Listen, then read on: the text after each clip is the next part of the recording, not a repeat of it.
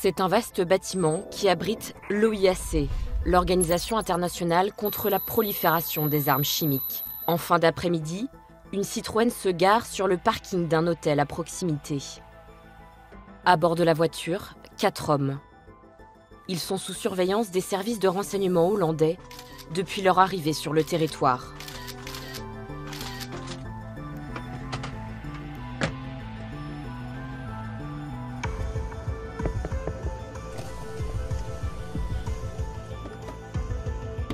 Quelques minutes plus tard, les policiers néerlandais les interpellent. Ils sont en possession de passeports diplomatiques russes.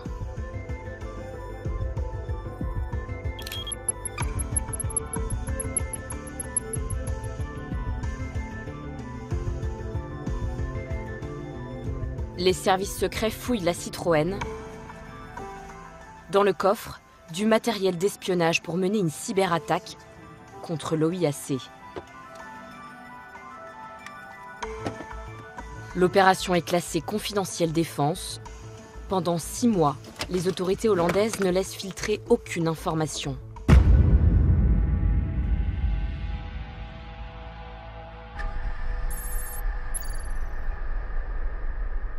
En octobre 2018, la ministre de la Défense néerlandaise en personne lève le voile sur cette affaire lors d'une conférence de presse fracassante. De manière inédite, les autorités révèlent toutes les coulisses de cette opération, photos à l'appui.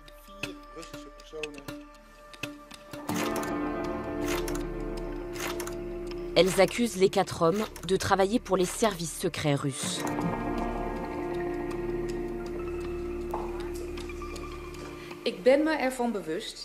Je suis consciente que le dévoilement de cette cyberopération est une étape extraordinaire pour les Pays-Bas. Nous ne le faisons pas normalement. Mais là, nous envoyons un message clair. Le service de renseignement militaire russe doit mettre fin à ces opérations cybernétiques menaçantes. L'enquête de la police néerlandaise démontre que les cyberespions n'en sont pas à leur coup d'essai. L'un d'eux s'est rendu en Suisse en 2016. Sa cible, l'Agence mondiale qui enquête sur le système de dopage mis en place par la Russie lors des Jeux olympiques. Fin 2017, il part en Malaisie avec en ligne de mire cette fois le magistrat qui instruit l'affaire du MH17, cet avion abattu par un missile russe en Ukraine.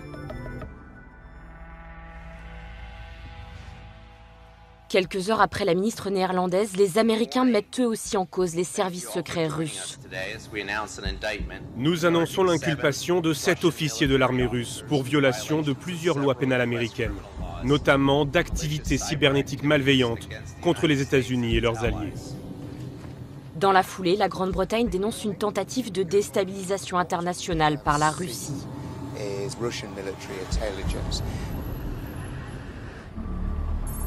4 jours plus tard, le Kremlin finit par répondre. Il ne prend pas la peine de nier les accusations, mais s'étonne qu'une telle affaire soit étalée en place publique. Aucune information ne nous a été transmise par les canaux officiels. On ne peut pas prendre en compte une nouvelle qui nous vient des médias. Donc on ne donnera aucune explication et on ne fera pas de commentaires. Plusieurs États qui parlent d'une même voix pour accuser la Russie de cyberattaque, c'est une grande première. Quelle est cette guerre qui se joue désormais dans le monde numérique ? N'importe qui peut être victime d'un attaquant qui va chercher à détruire vos systèmes informatiques, à vous détruire fondamentalement. Des services de l'État et des centrales attaquées, des hôpitaux mis à l'arrêt jusqu'à menacer la vie des patients. Je pense que les gens qui sont à l'origine de cette cyberattaque ne pensaient pas du tout aux conséquences sur les vies humaines. Cela leur était égal. Des médias sabotés. J'allume la télévision, écran noir. Mais qui peut bien vouloir attaquer TV5 Monde ? Et des multinationales paralysées. Parmi les victimes dans l'Hexagone, Auchan, chez les biscuits Saint-Gobain, Oreo, le géant du bâtiment français Saint-Gobain. Nous allons vous raconter comment des ordinateurs sont désormais utilisés comme des armes. L'unique but de ce logiciel-là, c'est de détruire les données. Il n'y a aucune chance qu'on puisse récupérer les données déchiffrées. Donc c'est un logiciel de sabotage. Pour attaquer, plus besoin de soldats. quelques hackers suffisent. C'est plus simple d'utiliser des mercenaires, ça évite d'avoir un lien direct avec le gouvernement. Если они настроены патриотически, они начинают вносить свою лепту, как они считают правильную, в борьбу с теми, кто как бы плохо отзывается о России. Les pirates russes notamment sont passés maîtres dans l'art de dérober des mots de passe, de pénétrer des systèmes et d'y loger des virus dévastateurs. À ce moment-là, nous avons réalisé que nous avions affaire à un niveau de cyberattaque jamais vu auparavant dans le monde entier. Anonymes derrière leurs écrans, ils sont rarement démasqués et sanctionnés. Contrairement aux autres conflits, on ne voit pas les forces en présence, on ne voit pas l'adversaire. Comment la France fait-elle face à cette nouvelle menace cyber? Nous considérons l'arme cyber comme une arme à part entière. Nous n'avons pas peur de l'utiliser et nous n'aurons pas peur de l'utiliser. Qui sont les hommes et les femmes de l'ombre qui tentent d'empêcher ces attaques virtuelles aux conséquences bien réelles? Est-ce que cette attaque a permis à l'attaquant d'être en profondeur dans les réseaux les plus cachés du ministère? Donc c'est ça ma première angoisse. Notre cauchemar, c'est avoir quelques dizaines de sociétés très sensibles pour la nation, touchées en même temps par une attaque. Et on sait que si un jour ça se produit, ce sera extrêmement difficile.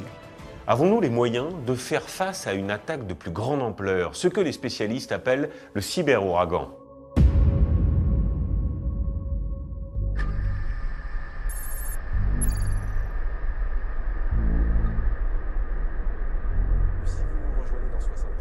Ce 8 avril aurait dû être un grand jour pour TV5 Monde.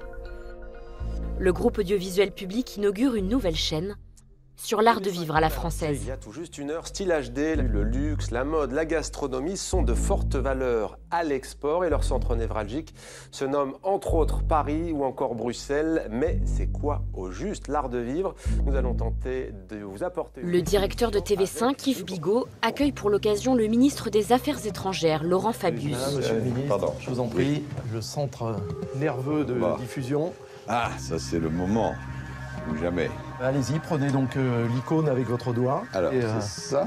Voilà, et vous la faites glisser à l'endroit névralgique. Ah là là là là là là. Voilà. Et ça Wow. Voilà, la chaîne commence sa diffusion. C'est voilà. Quelque chose de magique, hein. Ouais, hein. Style HD sera accessible à 354 millions de foyers à travers 200 pays. Très bien. Oh, on a envie de la regarder. Voilà. On est soulagé, on souffle, ça s'est bien passé, la chaîne a bien démarré comme il fallait, etc. Ouais, tout va bien. Il y a une espèce de douce euphorie de relâchement.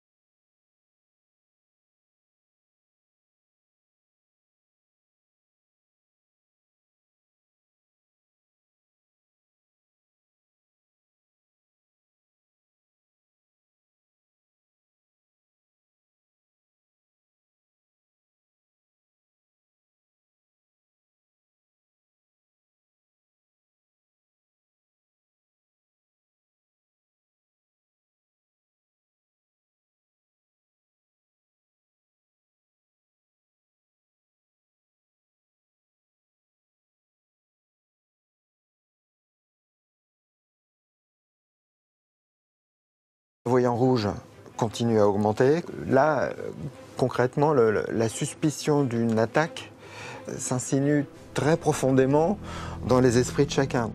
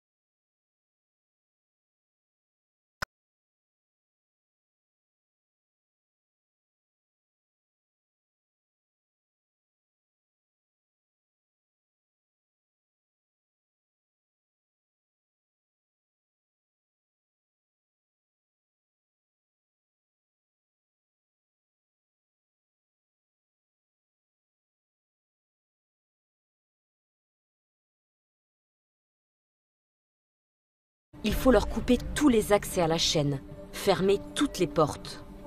Pour cela, une seule solution, radicale. Je me rappelle d'ailleurs avoir dit « coupe-moi Internet, j'en ai rien à foutre ». Pour une chaîne de télévision, ne plus avoir d'Internet à la fois pour recevoir du contenu, fabriquer du contenu et le publier, le livrer, c'est quelque chose de dramatique. C'est vraiment une décision qui est très douloureuse. Mais en même temps, elle est salvatrice, puisque je sais que de ce fait, les attaquants ne pourront plus agir. Revenu d'urgence rue de Wagram, Yves Bigot, le directeur, fait alerter la place Beauvau. Le ministère de l'Intérieur envoie immédiatement des mineurs et CRS pour sécuriser le bâtiment. Car derrière ce cybercalifat plane la menace terroriste de Daesh. Ce qu'il faut bien comprendre, c'est qu'on est 3 mois après les attentats de Charlie Hebdo et de l'Hypercacher. Et je ne sais pas à ce moment-là s'il n'y a pas une menace sur l'immeuble et donc sur le personnel. On craint qu'il y ait alors, des bombes, je ne sais pas, mais des fusillades, de la prise d'otages. Le directeur réunit Hélène Zemmour, Alexis Renard et les principaux cadres de TV5 Monde. Son bureau se transforme en cellule de crise. On est sonné, hein, un peu comme un boxeur, comme si on avait pris un coup, et on est un peu perdu. Hein, je veux dire, il faut dire les choses, il ne faut pas faire croire qu'on maîtrise ces situations. On ne sait pas ce qui va se passer. On ne sait pas si ça va durer encore 3 minutes ou si ça va durer des heures, peut-être des jours, on n'a aucune idée. On est dans le Schwartz complet. Pour supprimer les messages de propagande du cybercalifat, la priorité d'Hélène Zemmour est de reprendre la main sur les réseaux sociaux. Les process sur Twitter et sur Facebook nécessitent de s'identifier avec les identifiants officiels TV5. Un casse-tête. Le défi qu'on a ce soir-là, c'est de récupérer les identifiants et les accès et les mots de passe, alors même qu'on n'a plus de messagerie et qu'on n'a plus les adresses mail qui ont servi à ouvrir les comptes. Je lui dis là, c'est l'enfer, je n'y arrive pas, on n'a plus rien.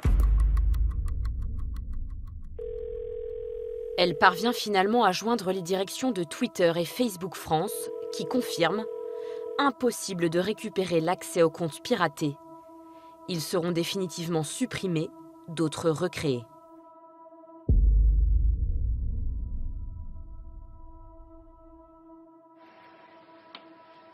3 heures déjà que TV5 est dans le noir. Yves Bigot décide de s'adresser aux téléspectateurs. Il faut qu'ils sachent ce qui se passe, qu'on leur parle. C'est notre responsabilité. Avec les moyens du bord. On a des téléphones mobiles, on sait filmer, donc on fait un message court et on filme cette vidéo. Jusque-là, c'est simple. La difficulté, une fois que le message vidéo est enregistré, c'est de la télécharger pour la mettre en ligne sans réseau. Parce qu'on est dans des bureaux, ça capte pas forcément très bien. Donc, cette image du bras tendu à travers la fenêtre, dans des fenêtres qui ouvrent mal, de bureaux, pour arriver à mettre en ligne cette vidéo.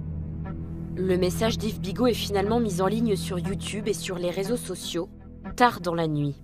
TV5 Monde a été victime d'une cyberattaque extrêmement puissante. Ce piratage a conduit l'ensemble de nos 11 chaînes, les 9 généralistes et les 2 thématiques, à virer à l'écran noir.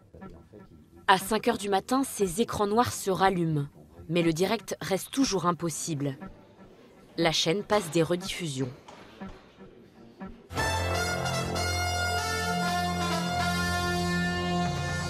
À la une, écran noir et nuit blanche pour TV5 Monde. La chaîne francophone a été piratée. TV5 Monde victime d'une cyberattaque. C'est du jamais vu pour un média francophone, écran noir. Tant la chaîne perdait le contrôle de ses pages Facebook et Twitter. Des messages faisant référence à l'engagement de la France contre le groupe État islamique. Ce qu'on appelle les hackers qui revendiquent leur appartenance à l'État islamique et qui ont... Pour faire passer un message, les médias audiovisuels semblent être la cible idéale. Les médias sont appelés à la vigilance. Les hackers se revendiquent du groupe État islamique.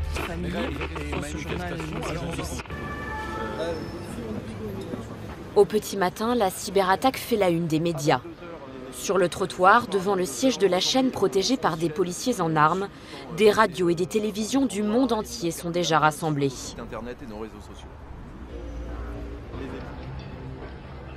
Un petit groupe d'hommes se tient à l'écart de la foule de journalistes. Ce sont des experts informatiques qui viennent à la rescousse de la chaîne. Ils font partie de l'ANSSI, l'agence de l'État en charge de la sécurité informatique. Parmi eux, Bruno Maresco. Cet ingénieur polytechnicien est responsable des opérations. On n'a pas l'habitude d'opérer sous le feu des projecteurs, donc on intervient en général à l'insu de l'attaquant. En général, sur des activités qui ressemblent à des activités d'espionnage.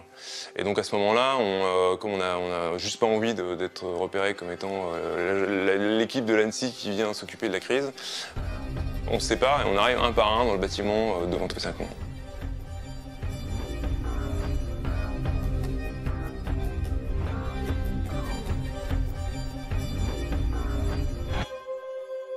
Les spécialistes de l'agence d'État ont reçu des instructions de leur directeur, Guillaume Poupard. Pour nous, l'objectif, quand on arrive, c'est vraiment tout de suite de préserver la scène de crime. Ça veut dire être capable de faire des relevés, une sorte de relevé d'empreintes un petit peu dans le monde numérique, de manière à ensuite bien comprendre. Dès la première réunion, les priorités des cyberpompiers de l'ANSSI et de la direction de TV5 s'entrechoquent. On a à peu près un peu plus de 3000 contrats de distribution sur toute la planète. On est partout, on est en Chine, on est en Corée du Nord, on est à Cuba, on est au Soudan du Sud. Mais donc, dans beaucoup de ces contrats, le premier alinéa, c'est vous devez en permanence fournir un signal, sinon le contrat devient caduc. Mon objectif, c'est de remettre en route nos capacités de diffusion, de production, de fabrication de nos journaux télévisés.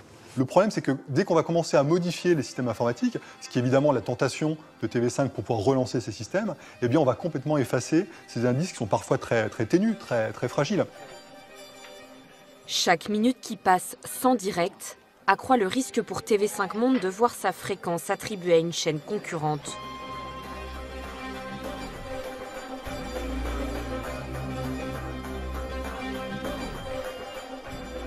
Mais l'ANSSI impose son tempo. Priorité à l'enquête.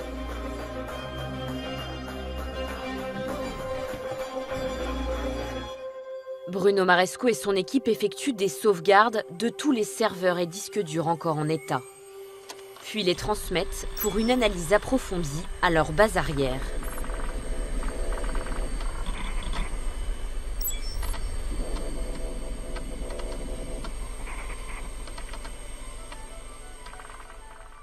C'est dans cette tour, sur les quais de Seine, que travaille à l'époque Félix Aimé. Il est spécialiste des modes opératoires d'attaque, identifie les hackers qui s'en prennent aux intérêts français. Mon travail, c'est de dresser un portrait de cet attaquant. C'est avant tout un rôle, on va dire, de profiler ou de criminologue. On a des investigations techniques et scientifiques qui sont faites sur le lieu d'un crime. Et on va essayer de savoir qui est derrière ce crime et potentiellement de relier ce crime à d'autres affaires. Le site internet, les réseaux sociaux, la messagerie, le système principal de diffusion sont hors service. Les pirates ont même détruit le système de secours. L'attaque est sophistiquée, peut-être trop. Au sein du bureau, on est sûr et certain que ce n'est pas le cybercaliphate. Directement, l'hypothèse du cybercaliphate, qui est un peu un groupe d'attaquants de bas niveau, opportunistes, me paraît complètement fallacieuse. En termes de technologie employée, en termes d'organisation, ça ne ressemble pas du tout à de la cybercriminalité standard. Et on s'aperçoit également que l'ensemble de la campagne de propagande du cybercaliphate est orchestrée par des gens qui parlent pas très bien arabe. Ça semble être plus du Google Translate que des natifs. Malgré les doutes des profilers de l'ANSSI, les politiques vont évoquer la piste du terrorisme islamiste.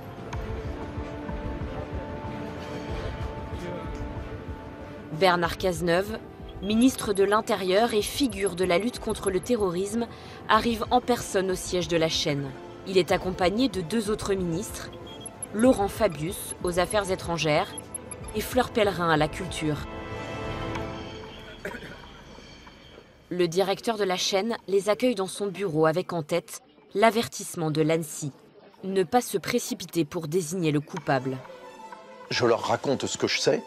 Les faits, c'est regarder les captures d'écran que j'ai conservées, voilà les messages qu'on a reçus, signés dans le cybercalifate. Voilà, je m'en tiens à ça, hein, pas de spéculation au-delà des faits. Voilà ce qu'on sait. Avant de repartir devant les caméras, le ministre ne va pas faire preuve d'autant de prudence. Nous sommes face à des terroristes déterminés et nous sommes déterminés à les combattre. Les moyens qu'ils mobilisent sont des moyens puissants qui nous obligent à nous adapter en permanence. Et c'est ce que nous faisons sans trêve ni pause. Ça m'étonne qu'il s'engage aussi clairement. Mais je me dis, après tout, il a sans doute des infos que je n'ai pas. Et puis après, les politiques, ils font de la politique. Hein. Donc, on n'est jamais non plus tellement surpris, parfois qu'ils affirment des choses en attendant qu'on les vérifie, quoi.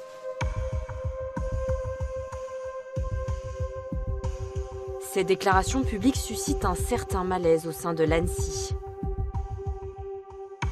Guillaume Poupard avertit le Premier ministre, nommer les responsables est prématuré. À un moment où on voit des terroristes partout, le fait d'aller expliquer à des autorités, attention, c'est peut-être pas justement ces terroristes, c'est peut-être pas Daesh, c'est peut-être quelque chose de totalement différent, évidemment c'est compliqué. Dire à ses chefs que l'on ne sait pas, c'est toujours plus dur que dire ce que l'on sait. Ignorant les avertissements des experts, le ministre de l'Intérieur parle à nouveau d'une attaque terroriste en fin de journée. Beaucoup d'éléments convergent pour que la présomption d'un acte terroriste soit bien la cause de cette attaque. Pourquoi le ministre Cazeneuve s'obstine à évoquer la piste Daesh qui serait, selon lui, derrière cette attaque de TV5 Monde ?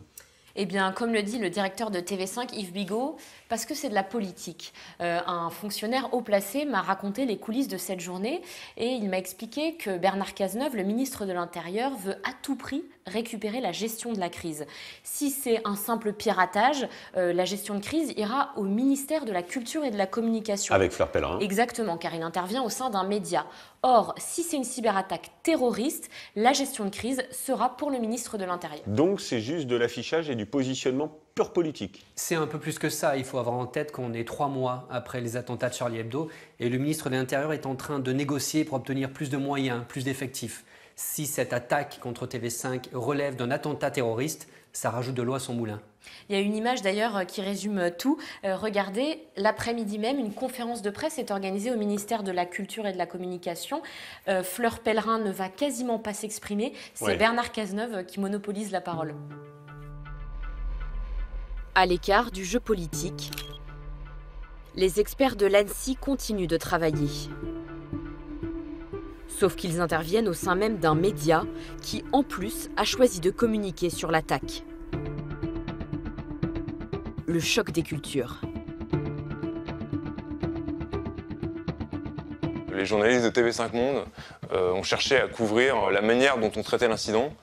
Et donc on a dû indiquer à la chaîne qu'on n'était pas forcément très à l'aise avec l'idée de voir apparaître des caméras derrière la porte vitrée de la salle qu'on avait investie, que c'était de nature à fournir à l'attaquant qui a accès à Internet et regarde la télévision des informations sur l'activité d'investigation en cours. En parallèle du travail des cyberpompiers de l'Agence de sécurité informatique, une autre équipe intervient. Des policiers spécialisés. Eux ne sont pas là pour réparer l'antenne de TV5, mais pour mettre la main sur le coupable afin de le traduire en justice. Comme sur une enquête classique, ils commencent par auditionner les salariés de la chaîne. L'un de ces policiers a accepté de parler de manière anonyme. Son entretien est reconstitué. Nous l'appellerons Patrick. Quand on commence une enquête, on s'interdit aucune hypothèse. On part du principe que tout le monde peut être coupable, que le coupable peut être interne, ça peut être des gens de l'intérieur qui sont spécialisés dans le système informatique, des anciens salariés qui sont partis mécontents ou qu'on a fâchés. Tout le monde est nerveux, tout le monde est sur ses gardes, tout le monde est tendu. Les enquêteurs s'intéressent en particulier à un employé. Car les premières analyses de l'ANSSI ont déterminé que l'attaque a été lancée depuis son ordinateur. Il ne s'agit pas d'un salarié lambda, mais de l'administrateur réseau. C'est lui qui gère les comptes et les machines du réseau informatique de TV5 Monde. C'est quelqu'un qui se pose beaucoup de questions, forcément, puisque c'est son ordinateur qui a servi à l'attaque. Et il répond à nos questions de façon cohérente. Il nous apporte des éléments qui nous permettent de penser que sa machine a peut-être été compromise et utilisée à son insu.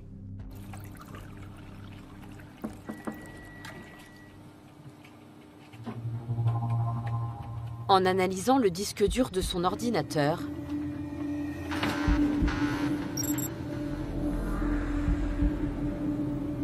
les enquêteurs découvrent 2 virus qui pourraient mettre hors de cause ce salarié.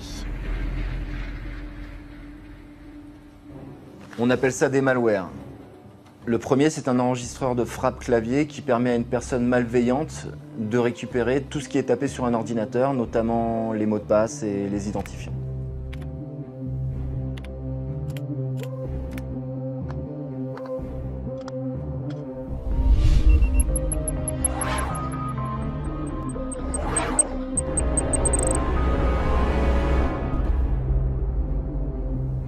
L'assaillant peut désormais se faire passer pour l'administrateur réseau, celui qui détient les droits d'accès sur les différentes machines et serveurs de la chaîne. Le second fichier ou virus est un petit logiciel qui va permettre à l'attaquant de prendre le contrôle à distance sur la machine sur laquelle il a été installé via des serveurs qui se trouvent la plupart du temps à l'étranger. Le soir de l'attaque, depuis n'importe où dans le monde, il n'a plus qu'à donner des ordres à cet ordinateur. Le jour J, l'attaquant va initier une attaque en faisant une simple commande qui va dire à la machine de l'administrateur réseau qui a été compromise d'effacer le serveur de messagerie.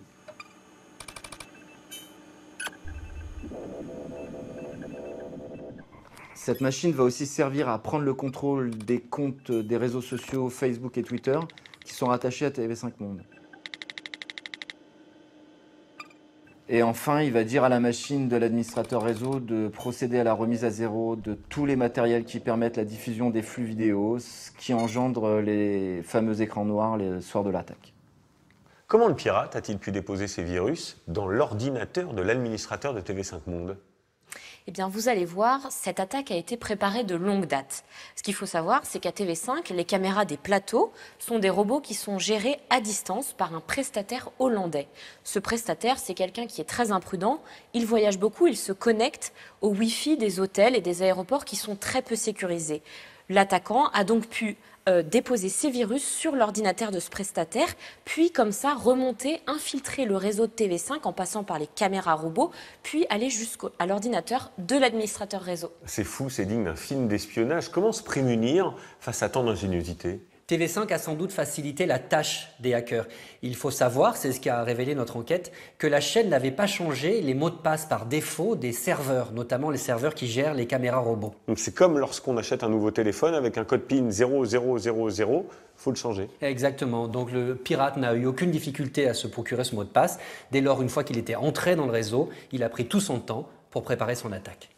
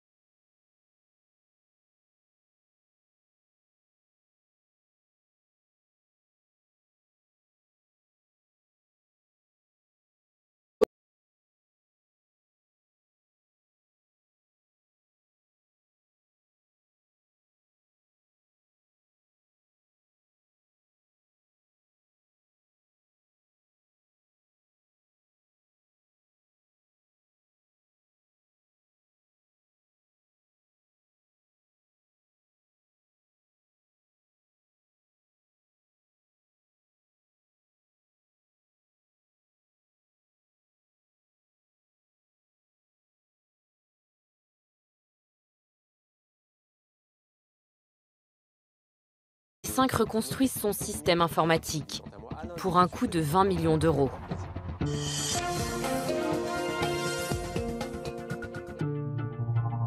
Les enquêteurs, eux, sont toujours sur la piste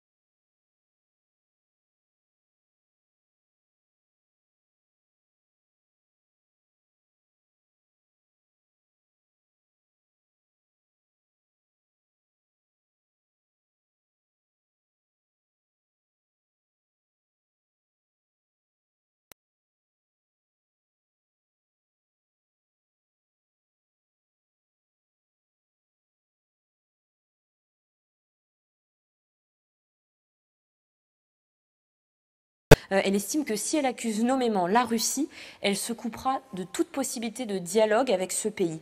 Sur ces affaires, dans le cyberespace, on règle généralement les choses par le canal diplomatique et pas frontalement. Donc l'agresseur ne sera jamais désigné. Même TV5 ne sera pas mise au courant, mais la chaîne finira par l'apprendre, tout comme le grand public, parce que l'information va fuiter.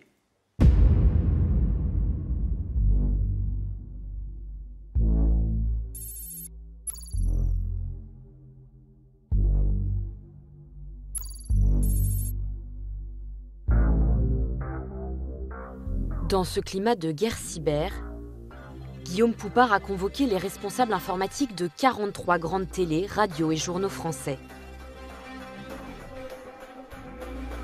3 semaines après la destruction de l'antenne de TV5 Monde, il craint d'autres attaques au sein des médias. On distribue un document à l'ensemble des médias. On leur donne de quoi chercher au sein de leur réseau s'il y a des traces d'attaques qui sont déjà produites, et notamment celle qui s'est produite chez TV5. Le document contient des bouts de code informatique, des noms de fichiers, de serveurs, des adresses IP retrouvées sur les réseaux de TV5 Monde.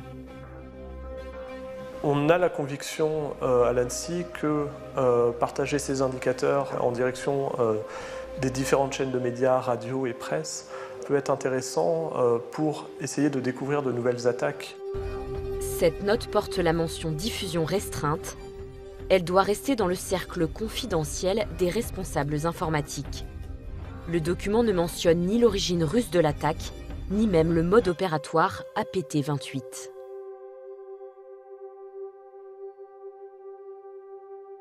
Emmanuel Paquette est journaliste au magazine L'Express. Il suit depuis plusieurs années les problématiques cyber.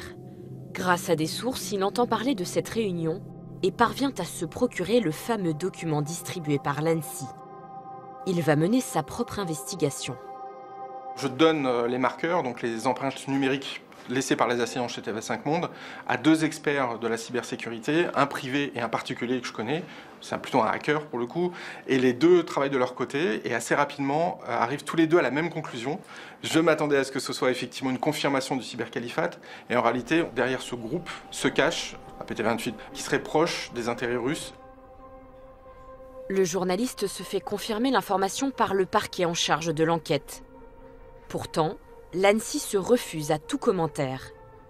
Emmanuel Paquette contacte alors le premier concerné, le directeur de TV5. On ne nous l'avait pas dit officiellement. Comme évidemment l'Express m'appelle et me demande de confirmer, j'appelle l'ANSSI en disant hey, là maintenant il faut nous dire les choses clairement. Un type de l'Express qui est un vrai spécialiste de ces questions-là nous dit voilà, que c'est les Russes. Je confirme. Alors ils étaient très emmerdés. Parce que ça serait mieux de ne pas le dire, il ne faut pas en parler. Et ben oui, mais si le gars le sait, voilà, on finit par me dire, ben oui, c'est les Russes.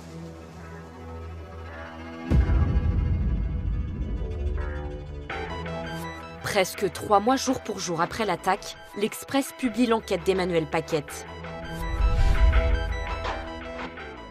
Les enquêteurs s'orientent vers une autre piste, d'origine russe. La publication de l'Express, évidemment, n'arrange pas les affaires de l'ANSSI, ni même les investigations, tout simplement parce qu'on n'est pas coutumier d'attribuer dans les médias des attaques informatiques. Et on craint également, via une attribution publique, d'éventuelles représailles, d'éventuelles nouvelles attaques.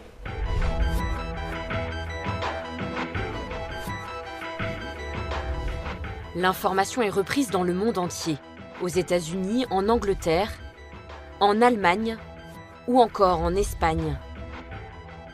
Car c'est la première fois qu'un média est saboté.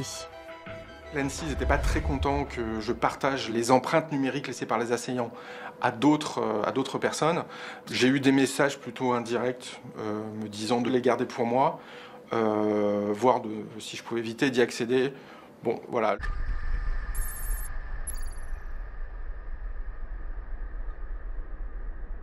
Maintenant que les hackers d'APT28 sont clairement mis en cause, les policiers doivent trouver qui se cache physiquement derrière ce groupe.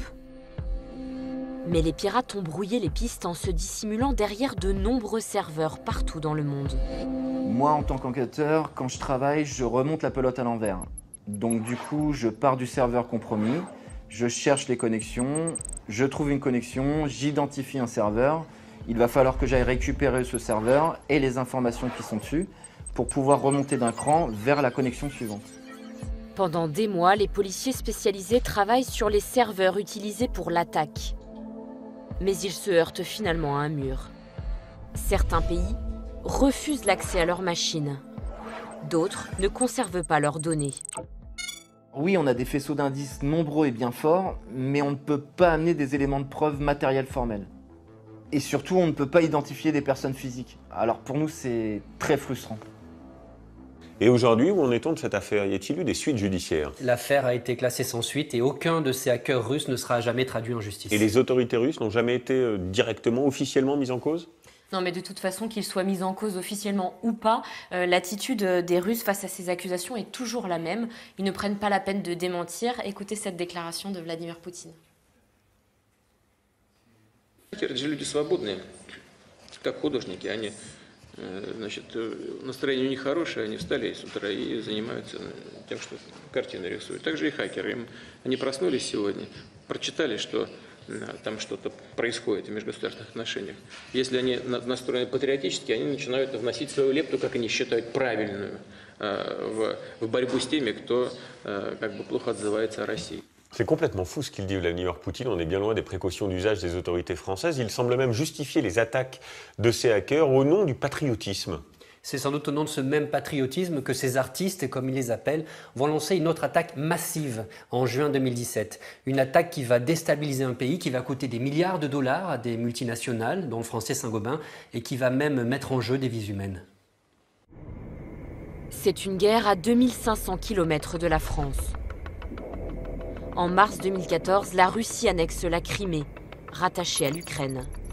Des années d'affrontements violents au sol, mais aussi dans le cyberespace.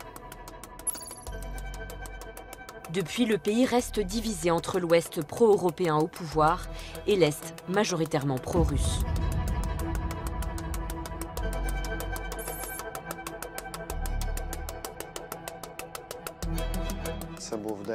C'était la veille de la journée de la Constitution de l'Ukraine. Vu que le 28 c'est un jour férié, je décide que j'irai voir mes parents et mes enfants.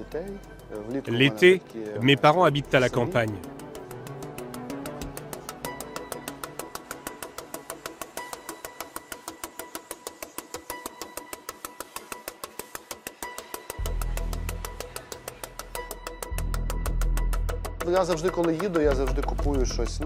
Chaque fois que je vais chez eux, j'achète des friandises, quelque chose de Kiev.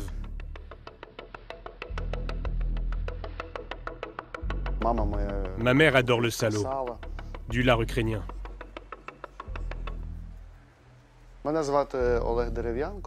Je m'appelle Oleg Derevianko. Je suis cofondateur de la société ISSP. C'est une entreprise de cybersécurité.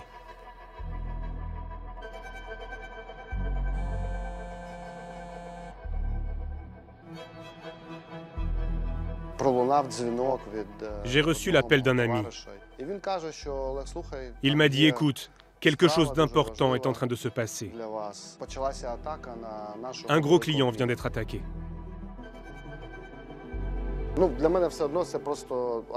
Pour moi, il ne s'agit que d'une attaque comme il s'en produit tous les jours.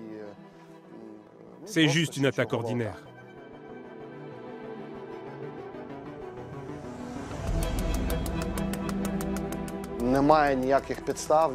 Il n'y a aucune raison que je change mes plans. J'appelle mon partenaire pour lui expliquer la situation. Et il me répond. Écoute, 10 à 15 entreprises m'ont déjà appelé pour me dire qu'elles sont touchées par une forte cyberattaque. C'est sérieux. Tout le système s'arrête et le message de demande de rançon apparaît. Oler Derevienko comprend que l'alerte est beaucoup plus sérieuse qu'il ne l'imaginait.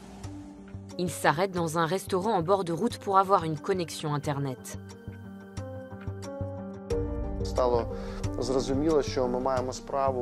À ce moment-là, nous avons réalisé que nous avions affaire à un niveau de cyberattaque jamais vu auparavant dans le monde entier. Et aussi à une méthode et une technique d'attaque totalement inédites. Des millions d'ordinateurs sont infectés dans le pays. Sur leurs écrans apparaît ce même message de demande de rançon. Pour récupérer leurs données cryptées, les victimes doivent payer l'équivalent de 300 $ en monnaie virtuelle. Dans les aéroports et les gares, des panneaux d'affichage sont à l'arrêt. Paiement par carte bancaire impossible dans le métro et dans les supermarchés. Distributeurs de billets hors service. Des hôpitaux sont aussi touchés. La cyberattaque menace des vies.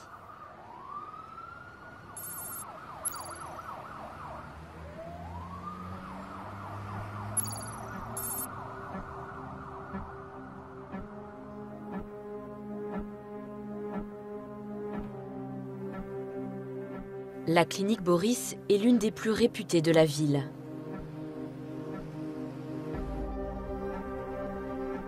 En début d'après-midi, un patient se présente. Il a une quarantaine d'années et semble être en détresse respiratoire.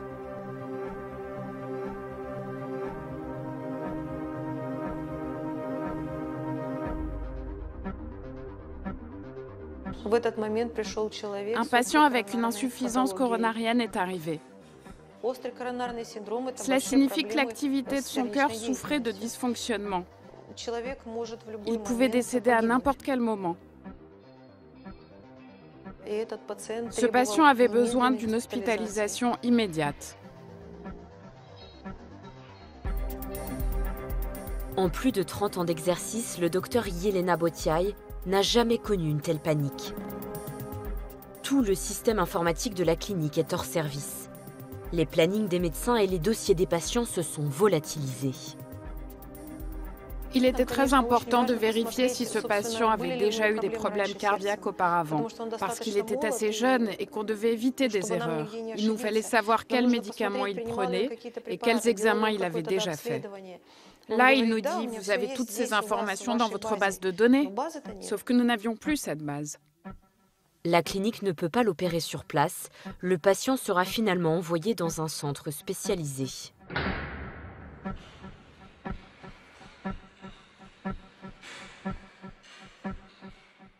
Je pense que les gens qui sont à l'origine de cette cyberattaque ne pensaient pas du tout aux conséquences sur les vies humaines. Cela leur était égal. Au-delà des tragédies individuelles, le blocage généralisé du pays par le virus pourrait déstabiliser le pouvoir en place.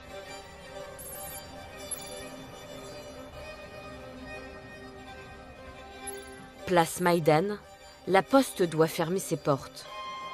C'est une institution centrale du pays. Elle n'assure pas seulement la gestion du courrier, elle distribue aussi les pensions de plus de 11 millions de retraités ukrainiens.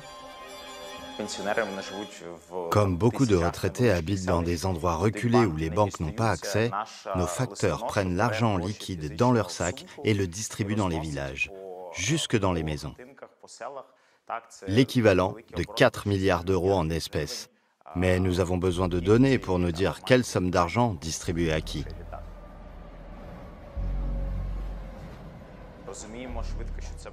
Nous avons rapidement compris que ça pouvait déboucher sur une vague de mouvements sociaux. Les gens penseraient que cette cyberattaque est une fiction, provoquée par l'État dans le but de les tromper. Je pense que ceux qui ont planifié l'attaque comptaient sur ça, semer des troubles sociaux, des chocs dans tout le pays.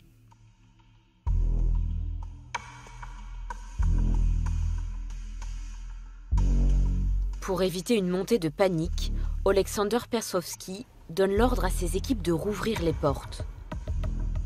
Même sans système informatique, il faut continuer à accueillir les clients.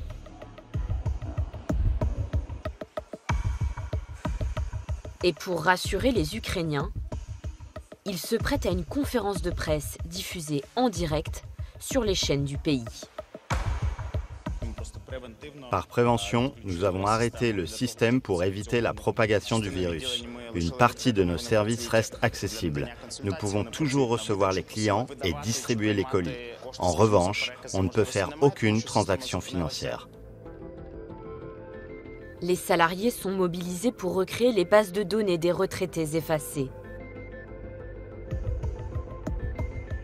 Ils y parviendront au bout de 2 semaines à l'aide des archives papier. 2 jours avant la date de la distribution des retraites.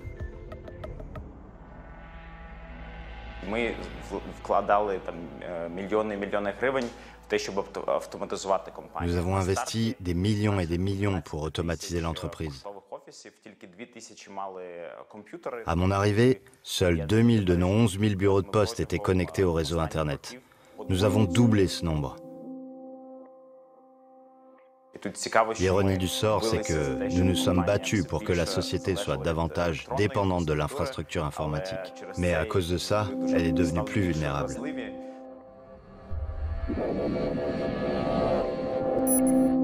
À la mi-journée, 30% des systèmes informatiques du pays sont cryptés. Mais le virus ne s'arrête pas aux frontières du pays. Il se propage à près de 2000 entreprises partout dans le monde. Parmi elles, de grosses multinationales. Les experts le baptisent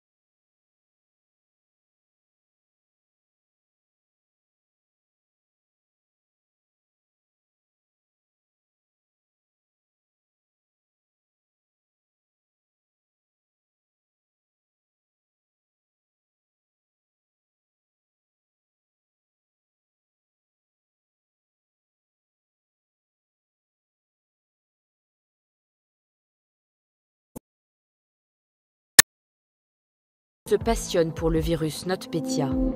Très vite, un nom revient en boucle dans leurs échanges. MEDOC. MEDOC est un logiciel de comptabilité ukrainien utilisé par des entreprises et des institutions locales pour déclarer leurs impôts. C'est lui qui aurait permis aux attaquants de répandre leur virus destructeur.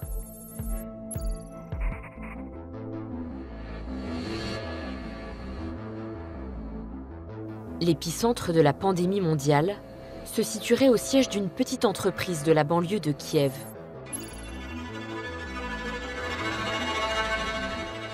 La société Linkos a développé ce logiciel MEDOC et le commercialise.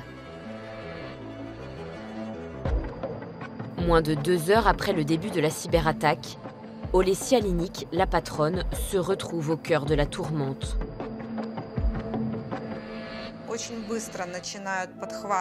Très rapidement, tous les médias commencent à diffuser cette information et à faire leur une avec ce titre. La mise à jour du logiciel MEDOC propage le virus NotPetya en Ukraine.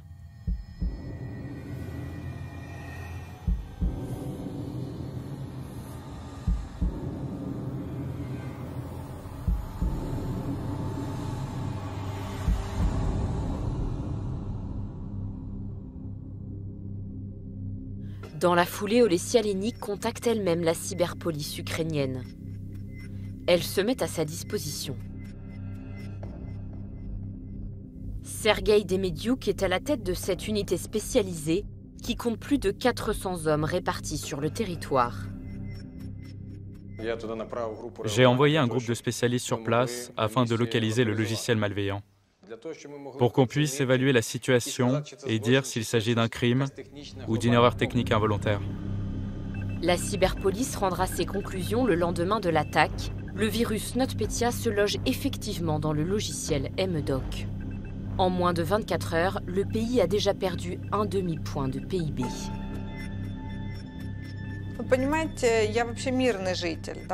Mettez-vous à ma place. Je ne suis pas un soldat, je suis une civile. Donc, devenir l'épicentre de la guerre, de cette cyberguerre, j'ai du mal à l'avaler, comme tout ce conflit d'ailleurs. Et aujourd'hui, est-on sûr que la patronne de cette entreprise ukrainienne ignorait vraiment que son logiciel était au cœur du scandale de cette cyberattaque? Oui, car les assaillants vont se servir de son logiciel à son insu pour propager leur virus. En somme, une sorte de cheval de Troie. L'avantage pour eux, c'est que ce logiciel, il est utilisé par quasiment toutes les entreprises et les institutions ukrainiennes pour déclarer leurs impôts. Et donc les hackers vont envoyer une fausse demande de mise à jour du logiciel à tous ces utilisateurs. Et les utilisateurs, quand ils cliquent dessus, ils se font inoculer le virus. Quel lien, concrètement, entre cette petite entreprise ukrainienne de comptabilité et la multinationale française Saint-Gobain? Saint-Gobain avait une filiale ukrainienne qui utilisait ce logiciel. Entre-temps, Saint-Gobain avait vendu l'entreprise, mais il en restait l'administrateur réseau pour encore 3 mois. Autrement dit, à 3 mois près, Saint-Gobain aurait pu éviter cette massive attaque informatique.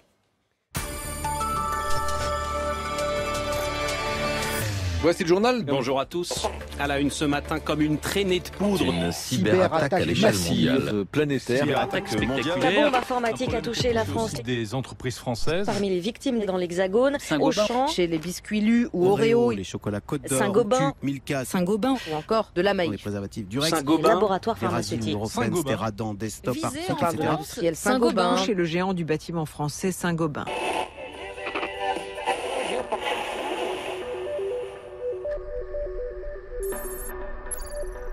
Pendant 6 jours, aucune information ne filtre du siège. Le 3 juillet, la multinationale publie un communiqué de presse. De nets progrès ont été réalisés pour la remise en service de tous nos systèmes, avec un retour complet à la normale attendu en début de semaine prochaine. Dans les faits, le groupe est durement touché. Les hommes de l'ANSSI sur place constatent que plus de 80% des 40 000 machines en France sont paralysées. Ils perdent plusieurs millions d'euros par jour et pour eux c'est quelque chose qui est impensable dans la durée. Donc l'ambiance était un peu tendue, voilà, les équipes informatiques couraient un peu partout et étaient à la recherche de solutions. Une trentaine de cyberpompiers se relaient nuit et jour dans un entresol spécialement aménagé dans la tour de la Défense. Des lits d'appoint sont même installés pour qu'ils dorment sur place. Cette attaque chez Saint-Gobain tombait particulièrement à un mauvais moment, puisqu'ils étaient soumis à une publication des comptes obligatoire, et le fait de ne pas publier ces comptes financiers peut entraîner des pénalités. Donc effectivement, ils sont très demandeurs et mettent beaucoup de pression pour qu'on redémarre vite. Il faudra 3 semaines au groupe français pour reconstruire un réseau sain et revenir à la normale. Dans cette cyberattaque, Saint-Gobain a perdu au moins 250 millions d'euros de chiffre d'affaires.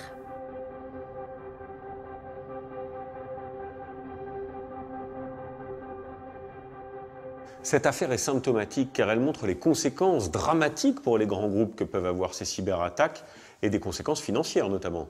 Oui, et en interne, chez Saint-Gobain, c'est vraiment vécu comme un échec.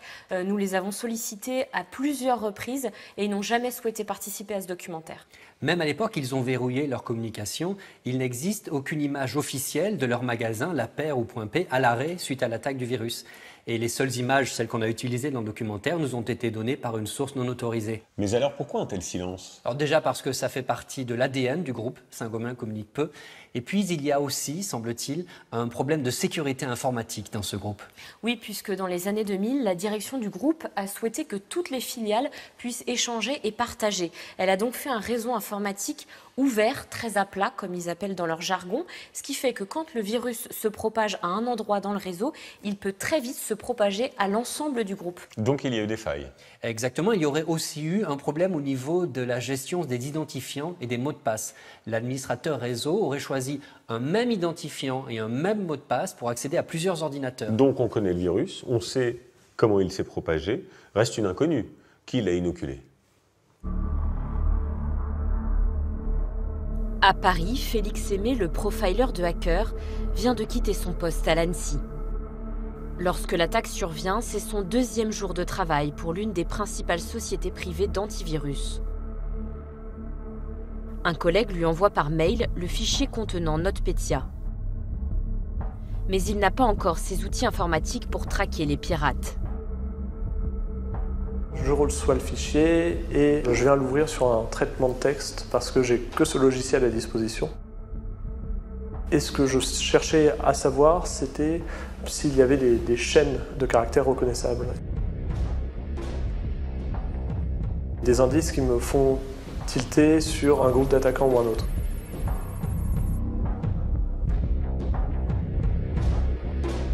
Je m'aperçois qu'on a une suite d'extensions de fichiers qui est vraiment significative.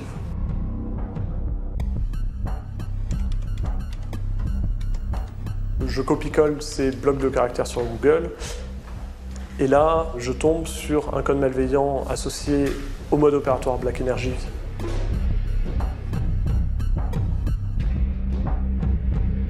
Black Energy, c'est un mode opératoire russophone qui est spécialisé dans le cybersabotage.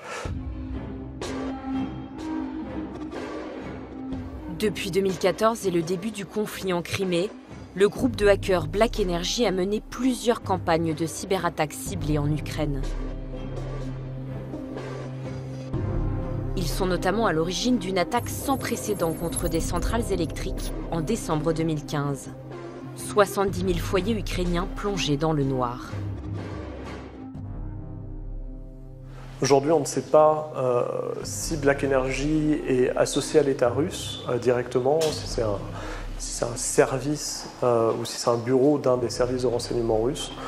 Tout ce qu'on sait, c'est qu'il suit des intérêts géopolitiques russes. On sait aussi que l'Ukraine, pour ce mode opératoire, est un peu un laboratoire à ciel ouvert. Ils organisent des attaques, ils voient un peu les répercussions que peuvent avoir ces attaques, et on retrouve des attaques similaires sur d'autres conflits. Ça peut être en Syrie, ça peut être au Yémen.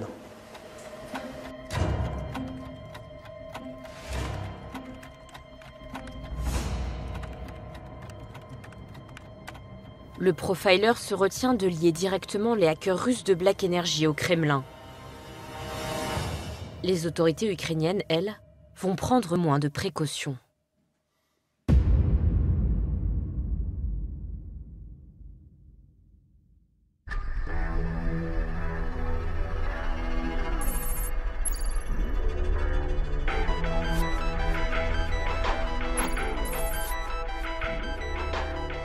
À Kiev, dans les bureaux de la SBU, les services secrets ukrainiens, l'enquête pour remonter jusqu'à l'attaquant vient à peine de commencer.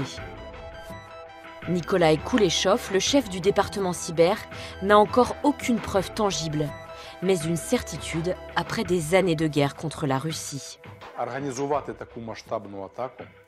Pour organiser une attaque pareille, aussi massive, il faut avoir beaucoup de ressources. Un petit groupe de hackers indépendants ne dépenserait pas une telle somme d'argent sans aucun retour sur investissement. Ce ne peut être que des services secrets. Pour nous, c'est important de dire à la communauté internationale la vérité sur cette cyberattaque. De dire qu'il s'agit d'une agression russe. Dans notre pays, les forces de l'ordre n'ont pas pour habitude de dire qui est derrière une attaque tant que la justice ne s'est pas prononcée. Mais dans cette situation de guerre hybride, lorsque nos ennemis sont sans foi ni loi, nous devons nous mettre à leur niveau. Et donc, passer outre certaines règles pour donner aux citoyens les faits et leur dire comment ça se passe. Les autorités ukrainiennes ne veulent pas rester passives face à l'agression. Elles organisent une réaction qui se veut spectaculaire.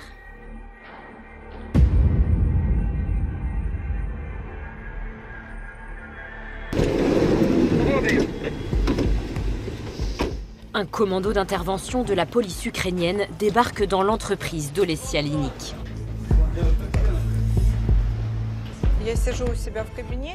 Je suis dans mon bureau et j'entends qu'il y a une agitation dans le couloir.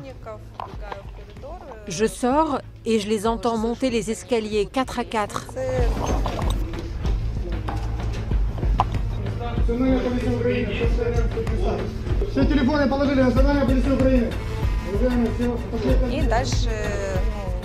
Puis j'entends des cris. Tout le monde s'éloigne des ordinateurs. Alignez-vous devant le mur.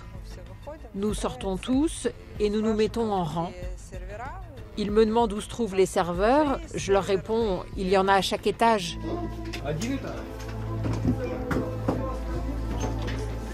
Ces images filmées par la police elle-même seront largement distribuées aux médias dès le lendemain.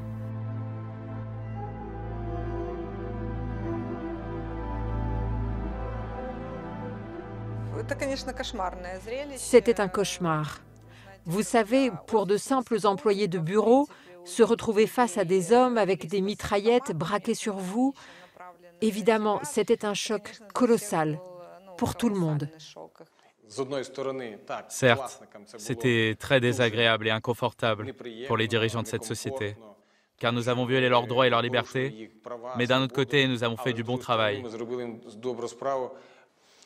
Nous espérions ainsi que les criminels qui nous voient agir réaliseraient que tôt ou tard, avec une force aussi puissante, nous serions en mesure de venir les arrêter aussi. Est-ce que cette démonstration de force à l'endroit de la Russie va fonctionner ? Vous vous doutez bien que non, mais les Ukrainiens n'ont pas vraiment d'autres moyens que ça. Nous sommes entrés dans les bureaux des services secrets ukrainiens, le SBU, et nous y avons trouvé peu de moyens, quelques jeunes hommes devant des ordinateurs, et puis surtout, chose très étrange, nous avons pu mettre notre clé USB pour récupérer un document dans leur ordinateur sans même qu'ils la vérifient avant. Sans aucun contrôle, c'est-à-dire que si vous aviez voulu les infecter, leur transmettre un virus, les attaquer, c'était possible. Oui. Pas très sérieux, ça. Le plus ironique dans toute cette affaire, c'est que les Ukrainiens ne devraient pas seulement s'en prendre aux Russes, mais aussi aux Américains. Parce qu'à l'origine de toute cette histoire, il y a la NSA, la célèbre agence de renseignement américaine. C'est elle qui a découvert une faille dans le logiciel Microsoft. Mais au lieu d'avertir l'industriel pour qu'il corrige cette faille, la NSA l'a conservée pour elle en espérant l'utiliser plus tard dans de futures attaques. Et pourquoi cette faille s'est retrouvée entre les mains des hackers russes de Black Energy ? Mais parce que c'est l'arroseur arrosé, la NSA s'est fait dérober tout un arsenal de failles par des pirates informatiques, dont celle qui est à l'origine du virus NotPetya. Et ces failles informatiques se sont retrouvées sur Internet en vente et donc tout hacker malveillant pouvait les utiliser. C'est un monde sans règles où tous les coups sont permis. Tous les coups sont permis avec un gros avantage. Il n'est pas nécessaire d'entretenir et de financer une armée d'espions pour mener une attaque, il suffit d'un virus. Et vous allez voir comment l'armée française elle-même va être victime d'une de ces opérations d'espionnage.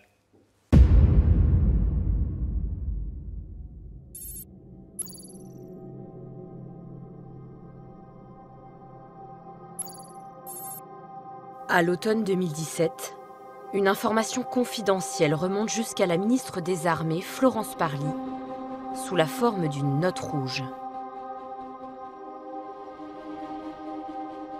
Des boîtes mail de militaires français ont été piratées. La cyberattaque est en cours, elle est très sophistiquée et pourrait donc être l'œuvre d'un État. C'est le général Olivier Bonnet de Pailleret qui a fait rédiger le document. Sur à peu près 800 incidents que l'on a par an, moins d'une dizaine est de nature étatique. Est-ce que cette attaque a permis à l'attaquant d'être en profondeur dans les réseaux les plus cachés du ministère? Donc c'est ça ma première angoisse. L'information est prise très au sérieux au sommet de l'État. La ministre demande à être tenue au courant de l'évolution de l'attaque.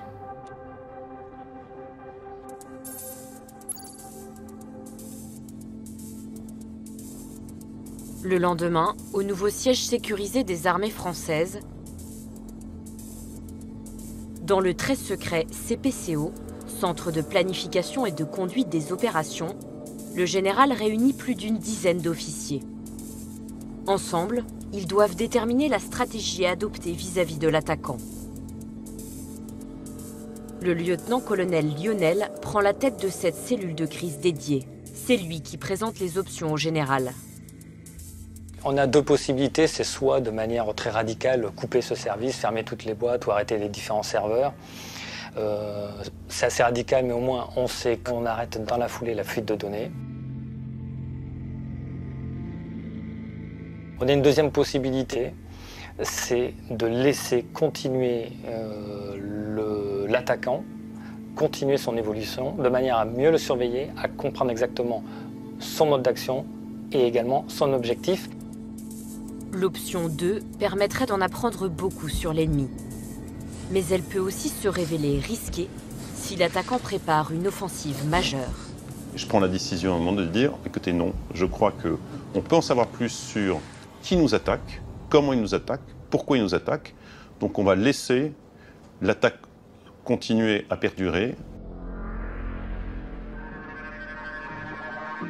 Pas question d'avertir tous les services de l'armée qu'une attaque est en cours. Ce serait contre-productif. La cellule de crise établit la liste restreinte de ceux qui sont mis au courant. Et pour travailler en toute discrétion, les militaires mettent au point un scénario, ce qu'ils appellent une légende. Au moment où on a besoin de construire cette légende, on va profiter de l'actualité. On vient de traverser 2 vagues d'attaques informatiques internationales. On s'entend une 3e. Sur le dark web, on parle de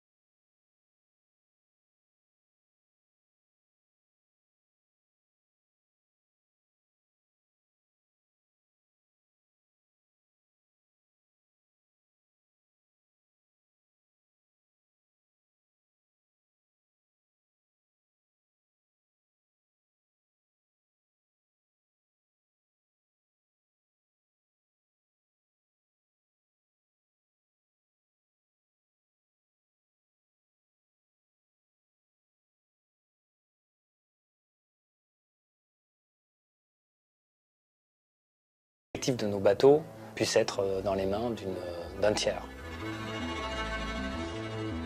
Le tiers pourrait être un État qui agit à l'encontre des intérêts français.